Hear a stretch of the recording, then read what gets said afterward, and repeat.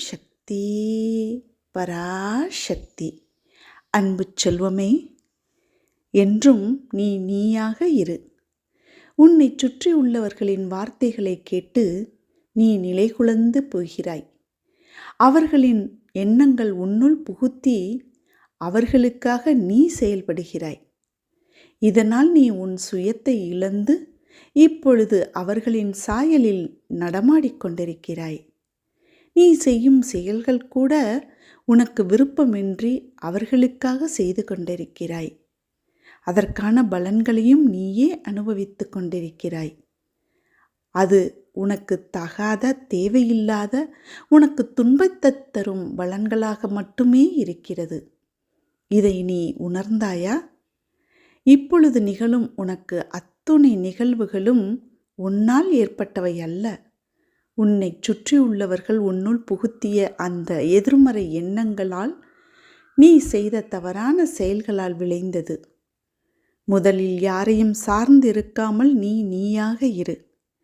உனது வாழ்க்கையை நிர்ணயம் செய்பவள் உன் அம்மாதான்.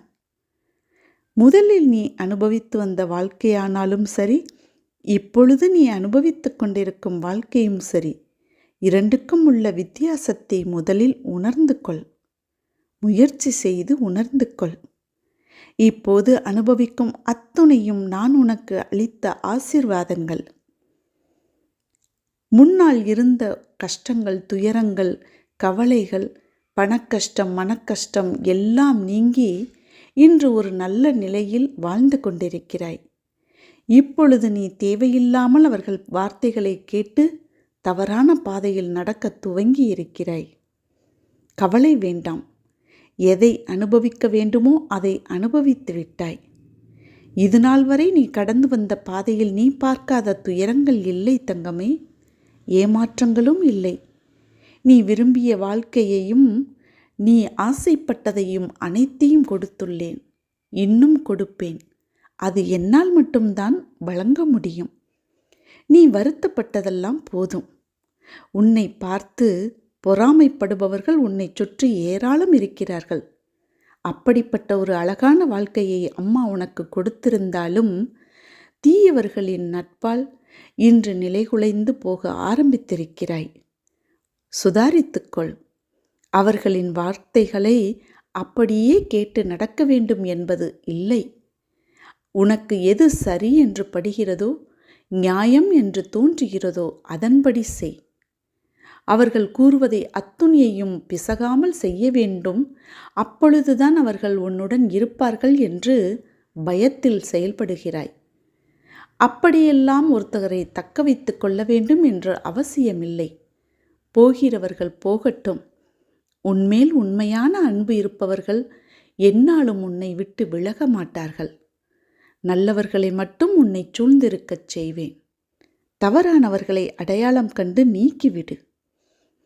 எதற்காகவும் எப்போதும் அஞ்சாமல் நான் உன் முன்னே அமர்ந்து கொண்டு இருக்கிறேன் என்ற நம்பிக்கையோடு இரு. நான் இருக்கும் பொழுது எதற்காக கவலைப்பட வேண்டும்? தேவையற்ற குழப்பங்கள் வேறு உன் மனதில் ஓடிக்கொண்டிருக்கிறது. இதனால்தான் நீ அதிக வருத்தத்துடன் காணப்படுகிறாய். தங்கமே, நான் இருக்கிறேன். உன்னை தினமும் வழிநடத்தி செல்லும் நான் அனைவரும் வியக்கும் வண்ணம் உன்னை நல்வழிப்படுத்தி நல்ல நிலைக்கு கொண்டு வருவேன். நம்பிக்கையோடு நடந்து வா. நிச்சயமாக பொறுத்திருந்து பார், அத்துணையும் நடத்தி கொடுப்பேன்.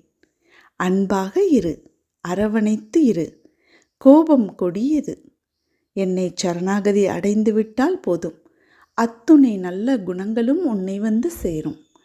அம்மா நான் இருக்கிறேன் என் அன்பு பிள்ளையே, அருகில் வா, மங்களம் உண்டாகும். ஓம் சக்தி.